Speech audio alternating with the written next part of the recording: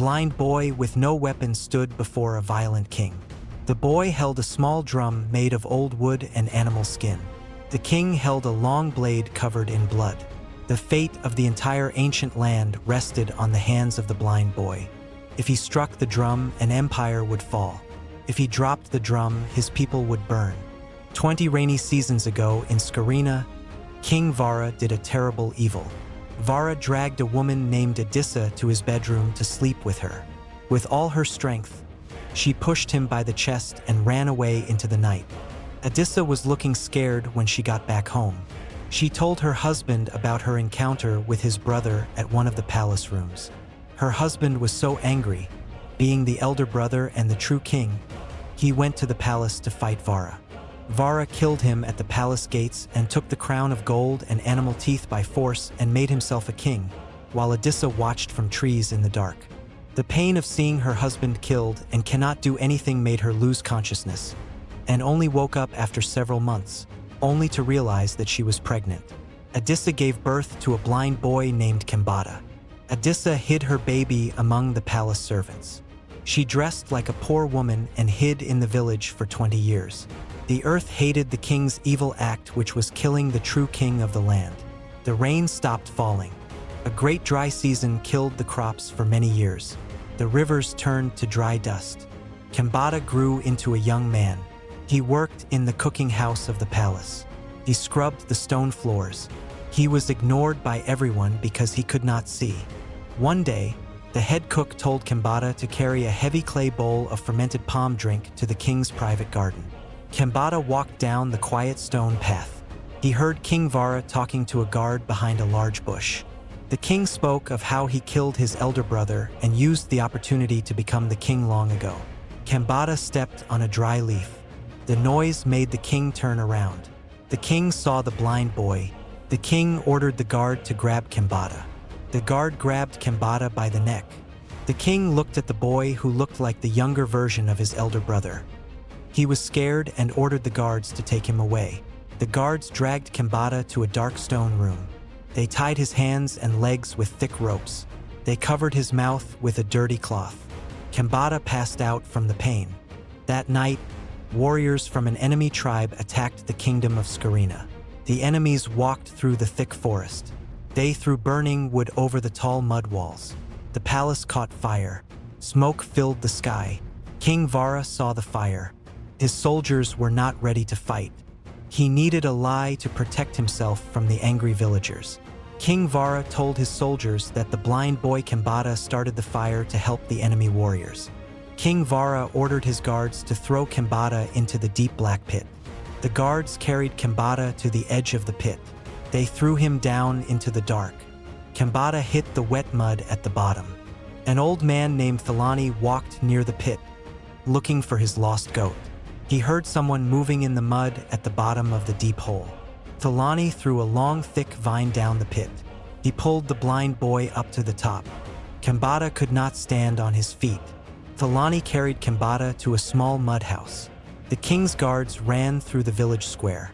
The villagers packed their bags to run away from the fire. The king ordered his guards to kill anyone who tried to run away. The war moved into the dirt streets. Houses of mud and straw burned down. Kembata woke up on the dirt floor of the old man's house. His blind eyes shined with a white light. He placed his bare hands flat on the dirt. A strange power from the earth woke up inside him. He felt the earth shake. He felt the footsteps of every soldier and every running family through the ground. A guard kicked the wooden door open. The guard grabbed Thalani by his clothes. The guard said the king ordered all houses searched for bad men. Kembata stood up and grabbed the guard's arm.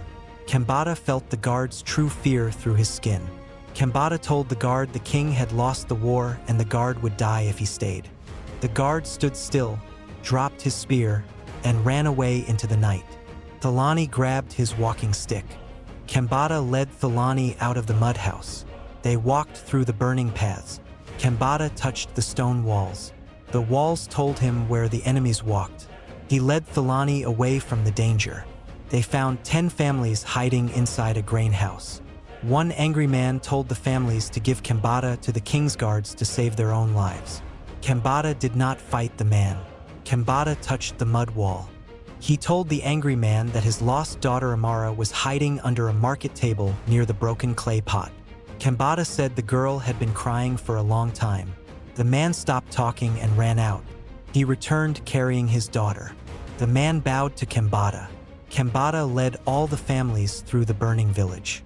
Kembata touched the ground and knew where every guard stood. He kept the families safe.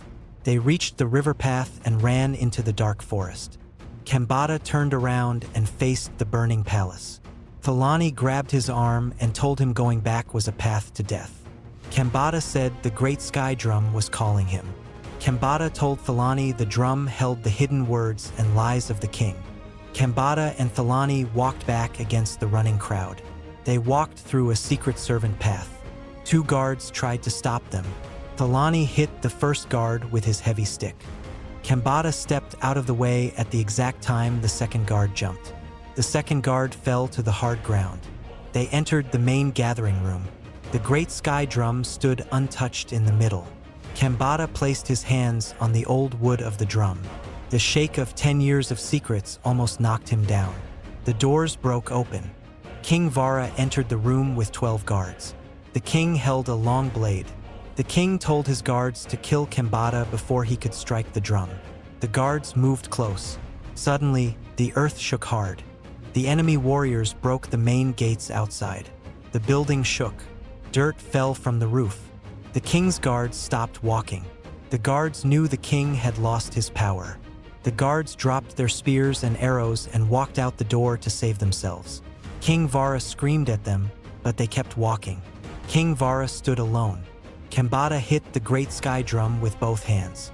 The sound flew across the land. The sound whispered the truth in the minds of the people.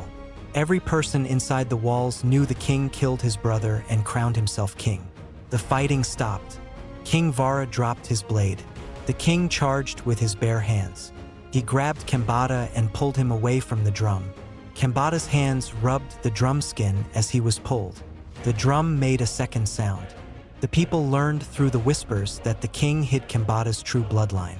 The king grabbed a heavy wooden seat. He smashed it against the drum. The wood broke, but the drum did not break. The king pulled out a short blade. He tried to cut Kembata. Kembata stepped to the side. The king fell forward and hit the drum with his own guilty hands. The drum made a third sound. The sound traveled past the walls and into the forest. The sound told the land that the blind boy Kembata was the true king. King Vara saw the angry villagers gathering at the doors. The king ran away into a hidden hole in the floor, for enemy warriors chased him down the hole. Kembata felt a deep calling from under the ground. It was older than the king.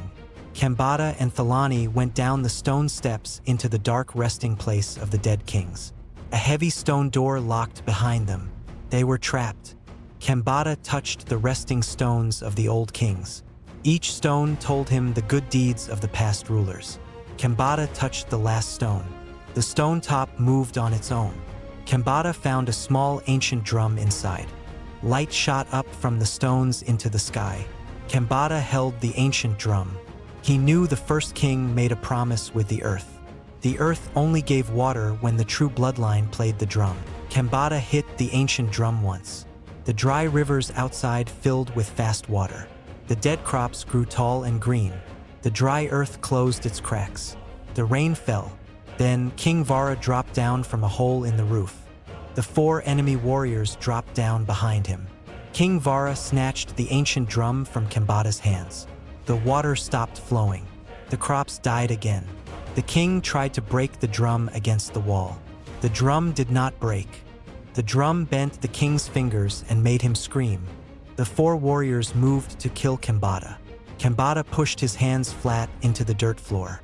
He pushed the beat of his heart into the ground. The earth broke open.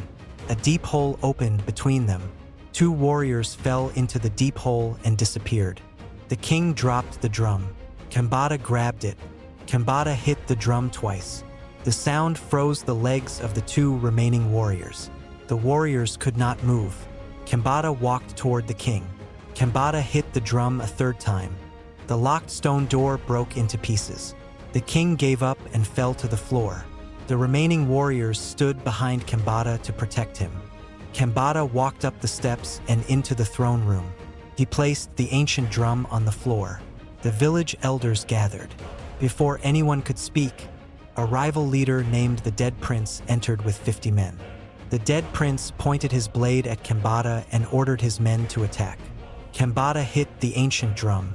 The 50 men froze in place from their feet to their knees. The Dead Prince ran forward alone. Kembata touched the floor. The earth opened and swallowed the Dead Prince up to his waist. The Dead Prince was trapped in the stone. Adissa stepped out of the crowd. She walked to the middle of the room. She told everyone the truth of how the true king died. She told them she was Kembata's mother. She told them her husband was killed at the gates. King Vara broke free from his guards and ran into the room with a spear. He charged straight at Adissa. Kembata heard his mother's heartbeat through the floor. Kembata hit the drum. The spear broke into pieces in the king's hands. King Vara fell to the floor at Adissa's feet. The village elders brought the crown of gold and animal teeth. They placed it at Kembata's feet. Adissa held her son's face. Kembata hit the ancient drum one last time. The great rains fell over Skerina. The rivers flowed full of water. The crops stayed green. The guards took King Vara away to the wild forest forever. The Dead Prince was sent to exile. Kembata sat on the throne with his mother by his side and the ancient drum at his feet. The history passed down by the elders proves that the earth will always reject a stolen crown, and the truth will always wake up when the right hands beat the drum.